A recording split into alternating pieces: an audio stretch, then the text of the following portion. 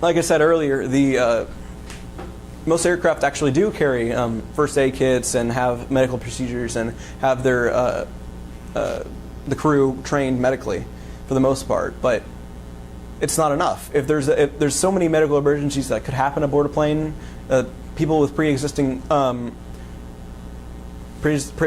problems are going to board an aircraft and fly for 14 hours at a high altitude.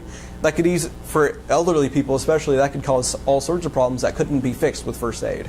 So they don't actually have proper medical equipment in most aircraft. And the equipment that is there is not standardized, so most people aren't going to know what actually they have on their plane. The crew isn't going to be like, oh, the equipment they have is actually going to change.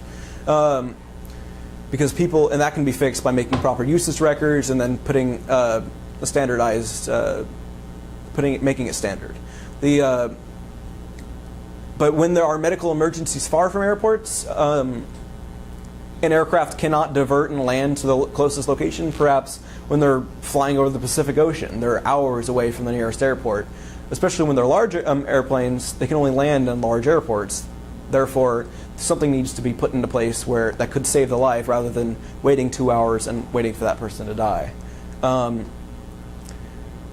Also, what really convenient to make this product work is that 1 in 100 people are actually medically certified.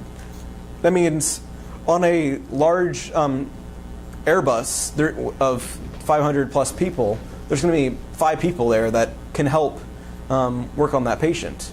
But and if it's linked to propulsion systems, upkeep and stock will be much more efficient than if you just do a normal medic base on some private planes that have already been put in. Possible solutions to these problems is we considered a fold-out table stationed in the crew cabins for patients in attention. They would function similarly to the chairs that are already there that come out and lock in place for the crew when they sit down during landing.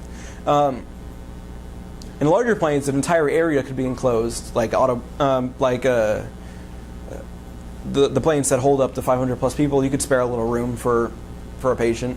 The room would be fully stocked, operational, and with a preferable amount of room. But what we came up with was that the medical area would actually consist of 2 small rows of seats. These seats, every airplane consists of seats that can break over and lay flat.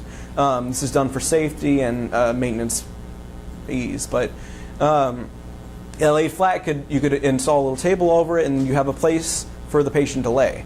You could have the medical equipment up above the area, and that's locked, and with only the pilots with the key to open it in the cockpit. The people who would be displaced by moving the seats would be given an empty seat somewhere else, or be given a seat where the crew would sit with their fold-out lockable chairs. The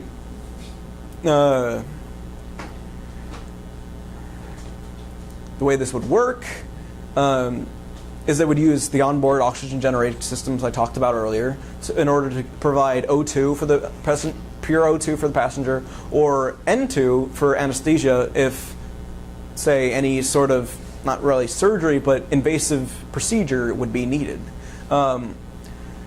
The medical facilitation chairs for special need passengers would need to be designed, and the ejector vacuum systems for the vacuum suction systems would be connected to the propulsion system. And they would use the feedback from the ejector part of the engine, to provide suction for collapsed lungs, removal of choking objects, emergency tracheotomies, and inflation/deflation squeeze leggings to prevent embolisms in the bloodstream. There would also be an OBI-GGS, which is similar to the OGS. This is the onboard inert gas generating system. This would provide the nitrous oxide for the anesthesia. The vacuum and compressed gases could also be used for connections to aortic balloon pumps for cardiac support. There's so many more possibilities that could easily be implemented in any of these planes that just isn't there right now. What I learned from this is that I learned the inner workings of an engine. All the different pathways the air has to take, what the heat undergoes, what the pressure does, the flow of pressurized air in propulsion systems, and all of its uses. Because propulsion systems aren't only used to push the plane through the air. It can also be used for medical equipment. It's also used to power the aircraft. Typical pressurized medical equipment, until now I didn't know anything about medical equipment, much less pressurized ones. And I also learned about the possible medical emergencies in the air and their best forms of treatment. The causes of in air medical emergencies as well, and how they can be prevented. Concluding here, what ISM has really done for me, it's provided me with all sorts of context that basically established my future in this career. I can go talk to the people in Bell Helicopter that I talk to. I can look at my connections over in Lockheed Martin. Internships will become much easier during college, and getting a job after college as well. I have tons of experiences. I gained all sorts of knowledge working with professionals. I'm dressed up right now. Last year I wouldn't have been dressed up at all. I've learned how to speak much better in front of people and express what I think and what I've learned. I'm much better at that now. I've also learned the discipline that comes with this class. This class is open-ended, which it seems kind of scary because most other classes, every other class I've taken, here's your project, here's what you got to do, now go do it.